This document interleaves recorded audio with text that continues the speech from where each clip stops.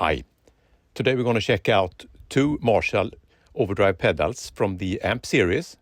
It's the JCM800 pedal and the 1959 Super Lead pedal. I actually uploaded this video yesterday, but ran into some problems. For some reason, YouTube applied AI translations on my video, so it sounded like this. Hi, today we're going to compare two pedals from the Marshall amp series. Kind of weird. So I'm completely innocent. I don't approve of that at all. I think AI has a great role in engineering and research and all sorts of fields, but not in music and art and you know, and journalism. This is not journalism, but in general, I think AI should be taboo in certain areas. Now, of course, it's just AI translating my voice and putting in another guy's voice on top of mine, but it's some sort of content altering, and I think it was very unpleasant to see that. So my point of view here is that this YouTube channel has been and will for always remain completely 100% AI free. So if you ever again see or hear something of my content that you think have been altered, tell me right away then. All right, now let's check out the video. Hi, today we're going to compare two pedals from the Marshall amp series. It's two overdrives. It is the 1959 pedal and the JCM800 pedal. I demonstrated the 1959 pedal earlier here on the channel, both through Marshall stack, but also through Fenders and Vox amps. Today we're going to use a non-Marshall for this. We're going to use this 1976 HiWatt Custom 100. And we're going to play it through a 2x12, housed in a 4x12, with Fane Crescendo speakers. So not typical Marshall speakers, but they do have pulsonic cones. These are early crescendos, so which is helps to make them sound good. But this rig sounds very different from a Marshall. In the video description, you can see I compare this rig to one of my usual Marshall rigs. So you can see how different it is. I'm going to play both pedals with the Les Paul R9 from 2008. First I'm going to use EQ matching because when you record it like this, you can see this is a one Omni mic, 64 centimeters out. You get a very balanced sound, but some frequencies kind of get accumulated, I think. So you need to do some EQ matching on it. Later in the video, you're going to hear the raw signal as well. I think the EQ matching brings out the tone. We're using the same for both amps. I think it makes it easier to hear the important differences between these two. I'm comparing the pedals on a completely clean amp. It's set like this. So I've rolled off the bass a little bit and increased the presence a bit. Otherwise, they're basically on 5, all knobs. All right, I will comment and draw some conclusions after the video. So stick around for that. Let's go. So this is the clean sound.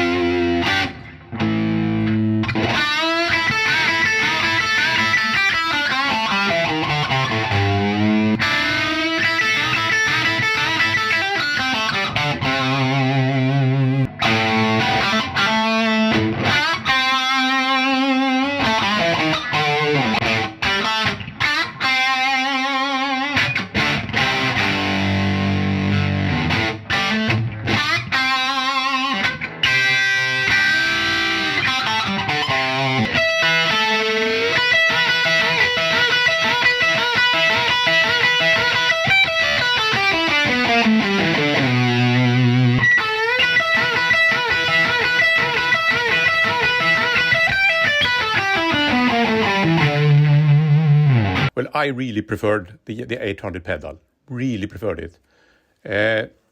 It cuts off bass and it cuts off treble in a way that is just perfect for the transients, and it's just to me the 800 pedal is 70 super lead, like a 70 super lead should sound, and the other, the 1959 pedal is more. It's rounder and more like a tweed pedal or something like that then, but with way more high mids than a tweed would have.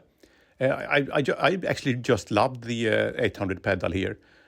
So in the coming video we're going to compare it to my other overdrives. Is this indeed a Marshall sounding pedal, or is it can your ordinary, the Boss SD1, Boss OD1 and all those pedals, can they do a similar job?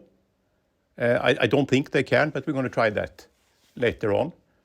The 800 here is staying on my pedal board at any rate. Then there was some difference in the output. The 1959 pedal had, maybe you saw that I kept the volume down a little bit more on that one than the other one. That's because it was way louder and it had way more bass, even when you used the treble volume more. So they could be tweaked to sound similar, but I think the 800 was just perfect. So that's a keeper. All right, now I want to know what you think. Cheers.